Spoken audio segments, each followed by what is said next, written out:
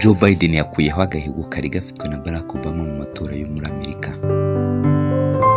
Joe Biden uhagarariye ishyaka ry'abademokarate kuri ubu amaze gukuraho agahigo kari gafitwe na Barack Obama yahoze abereye vice perezida nk'umuntu watowe n'umubare munini w'abatoye mu matora yo muri Leta Zunze Ubumwe za Amerika nyuma yo gutorwa n'abarenga miliyoni 70.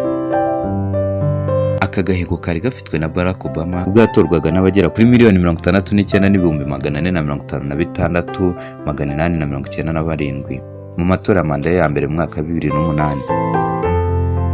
Magingo Joe Biden yamaze gukuraho aka gahigo aho amaze gutorwa n'abarenga miliyoni 70, bityo ahita umukandida wa mbere mu mateka ya Leta Zunze Ubumwe za Amerika utowe n'umubare munini w'abatoye. Donald Trump bahanganye mu matora mu majwi amaze kubarurwa muri leta zitandukanye zigize Leta Zunze Ubumwe za Amerika amaze kugira amajwi arenga miliyoni 67, amajwi aruta yabonye mu mwaka wa 2016 aho yari yabonye amajwi ya miliyoni 62.9.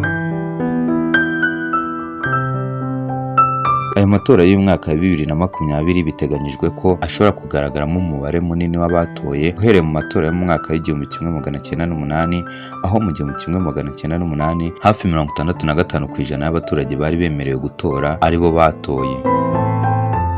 Uyu mwaka hatoye abagera kuri miliyoni 160 aribo bagize 67% y'abagombaga gutora. Umubare munini w'abatoye uyu mwaka babikoze mbere y'itariki y'Ugushyingo bikaba nabyo ari ubwa mbere bibayeho.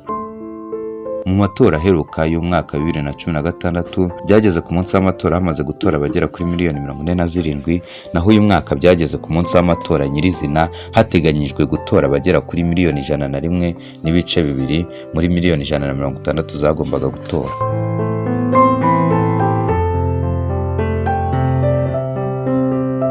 This is Jesus Entertainment. Kora subscribe dukomeze tugendane 5/5 mwibutsa ko nandi wakora amakuru meza kandi yizewe batari kuri YouTube channel Jesus Entertainment. Kora subscribe dukomeze tugendane 5/5.